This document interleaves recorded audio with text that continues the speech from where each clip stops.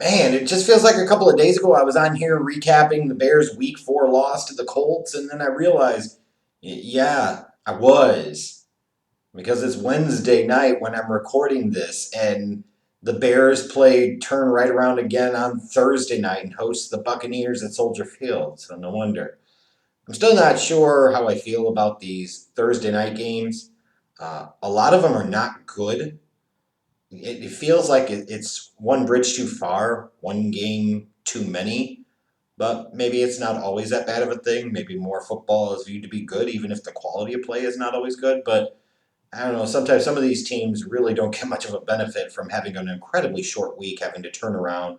Maybe it's a little better if you're the winner from the week before, as opposed to the loser. You got a short week to kind of figure things out. But here's where we sit. Thursday night, kind of a marquee matchup in a little bit of ways. You got the 3-1 Tampa Bay Buccaneers traveling to Chicago to take on the 3-1 Chicago Bears. You got two teams in the mix of it, at least right now, a quarter of the way through the season in the NFC playoff picture. The Buccaneers leading the NFC South, and the Bears a game behind the Green Bay Packers in the NFC North. It's an old NFC Central matchup.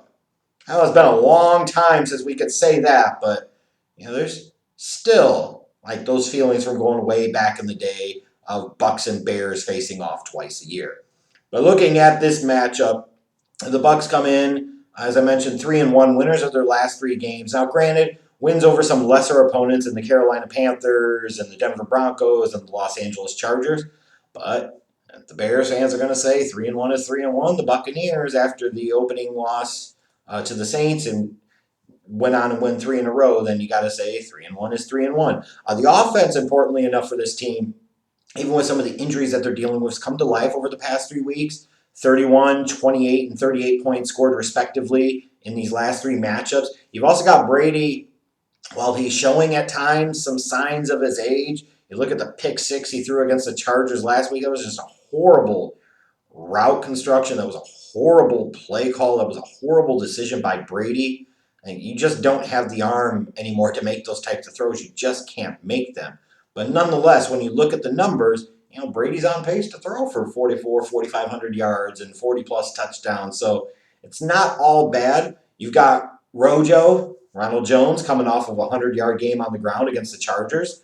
One thing, I guess, if you're a Bucs fan, you got to be really concerned about the injury report heading into this Week 5 matchup on a short week. You've already got Chris Godwin out with a hamstring injury. Leonard Fournette is doubtful. Mike Evans is questionable, although I would think he is likely to play. You're going into this matchup on a short week on the road.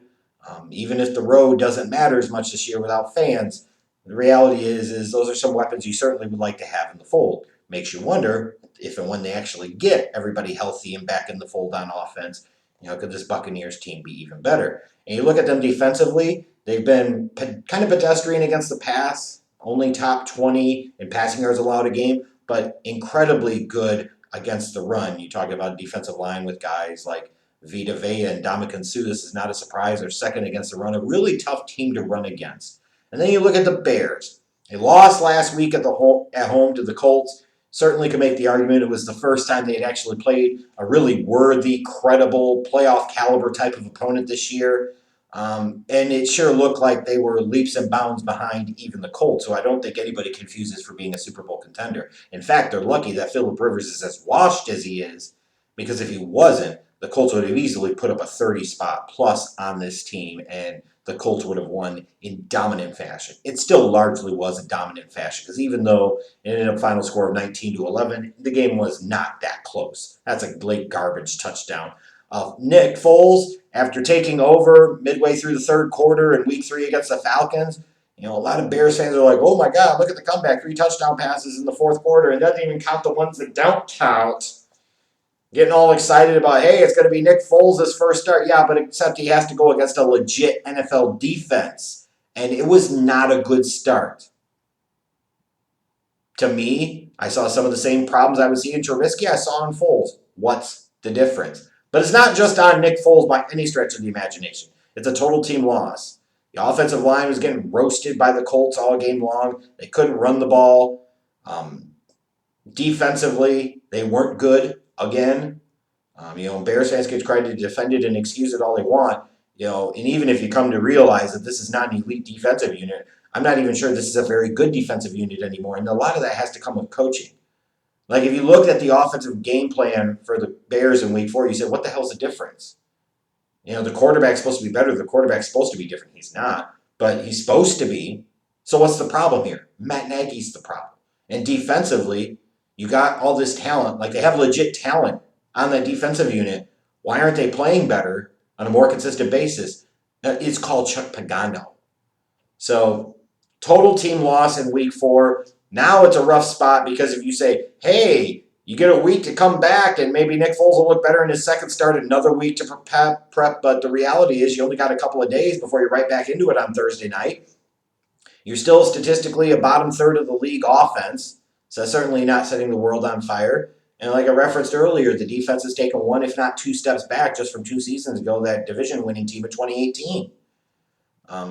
So it's going to be a real interesting night tomorrow night for the Bears because now you've got another good team in theory coming in the 3-1 Buccaneers on a short week with a quarterback that even at his age is vastly better than the one that you've got. The Bears end up pissing this one down their legs. You're talking about a situation now where they've got 10 days to think about being 3-2 and heading into that week 6 matchup against Carolina. Woo! Good luck with that one. Now, in terms of some of the keys to the victory for each of these teams, I look at the Bucs and I say you got to get as close to 20 carries for Rojo as possible. Especially it looks like Fournette is not going to play. The Bears are vulnerable against the run. They absolutely are. Jonathan Taylor averaged 4 yards a carry last week. 2 weeks ago, you look at what happened. Brian Hill and Todd Gurley had good per carry averages against this defense. So if you stick with it, you give Rojo 20 carries against this Bears defense that's been soft against the run, you're getting a 100-plus yard game out of Rojo most likely, which means that you're balancing out the offense, which means that you're taking pressure off of Tom Brady, which means that you're controlling the clock and putting even more pressure on that crappy Bears offense. It's a pretty good recipe for victory if you're the Tampa Bay Buccaneers and head coach Bruce Arians. I look at the passing game, and the Bears, Trevathan is trash. They have had some struggles, as a lot of teams do, defending tight ends and particularly slot receivers in short areas and over the middle. You got to get Gronk and O.J. Howard more involved in the passing game, especially without having Chris Godwin in the lineup again. I want to see them get, if I'm a Bucs fan, between the two of them, at least 10 catches in the passing game. At least 10 catches. Because if they do that, that's going to open up things on the outside for Mike Evans. It'll open up things in the running game for Rojo.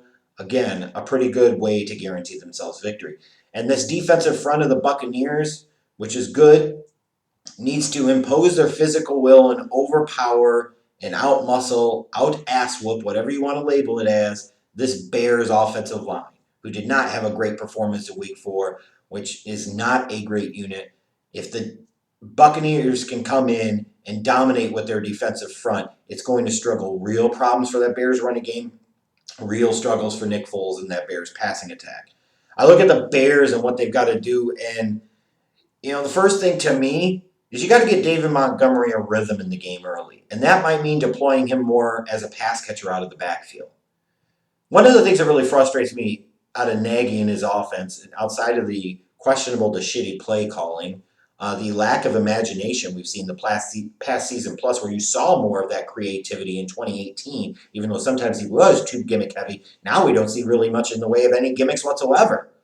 This might be a game where you need to gimmick a little bit, and you need to get David Montgomery some touches and get him into the flow of the game early, because guys just have trouble really getting into a rhythm in the Nagy offense because it's kind of all over the damn place, and there's no real identity. That's the problem. There's no identity whatsoever offensively. Get David Montgomery involved early.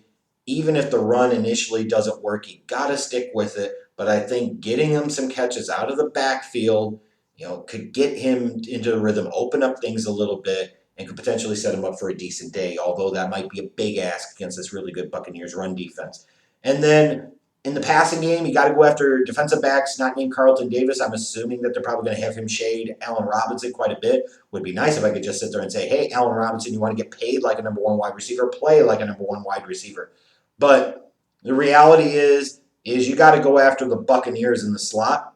Go after Murphy Bunting, and that means potentially Anthony Miller and or Darnell Mooney. Again, I keep coming back to it every week. If Mooney can play, because I know he's questionable right now, but assuming he can play, if he's going to play, then throw that pill deep.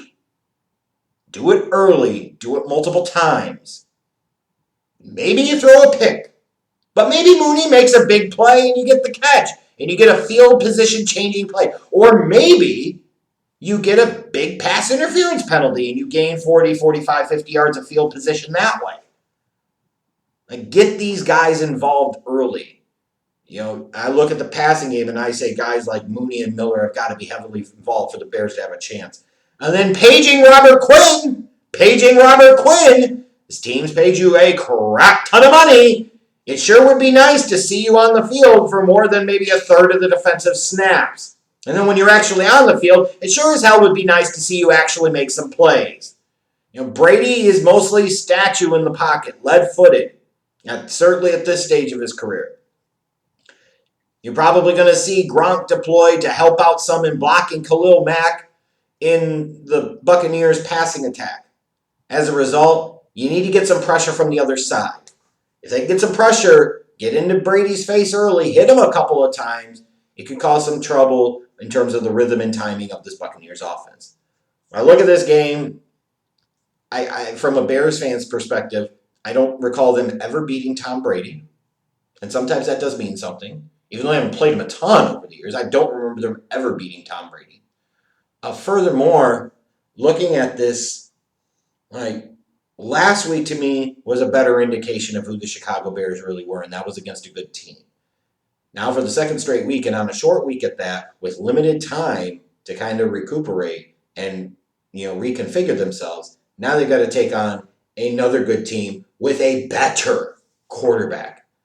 Like, a lot of times you can look at a matchup and say, default, who's got the better quarterback? That's typically the team that you would put your money on to win. The Buccaneers have Tom Brady. The Chicago Bears don't. And maybe there's a little something about Brady. Allegedly, he was thinking about signing with the Bears in the offseason, but didn't want to play in the cold weather. I don't believe that for a second, but nonetheless, that's called leverage. He was trying to get more money or something else from Tampa. So he threw out the Bears. Bottom line is, it's short week. You don't have a home field advantage for all intents and purposes. I think we've seen a little bit this year where the road teams have done better on Thursday Night Football, and I think that continues. I'm picking the Buccaneers to win on Thursday night. I think it's going to be something like 27-16. I expect it to get hot, and I expect it to get real hot for the Chicago Bears organization after Thursday night.